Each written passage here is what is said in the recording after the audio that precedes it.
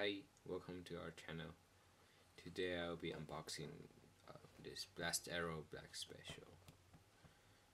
The differences between a normal Blast Arrow and this Black Special is that the rollers in the back and brake, and also the front rollers, and the cover and sticker and the wheels are different. Oh, and also this color is also different. It's white. Yeah, and I'll change few parts onto my another Blast Arrow. Yeah, which is also a limited edition, but not as limited as the black one.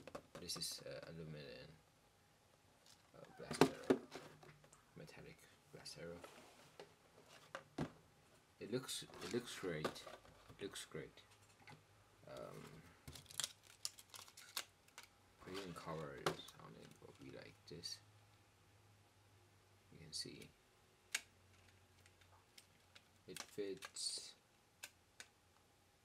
so perfect. Yeah, and looks cool. The wheel will be a bit pop out because I changed to a large diameter wheel, but it fits right, just right.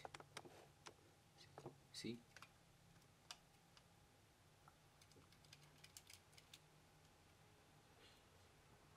Yeah, but I don't want this color right now, so I'll change to the black edition. Okay,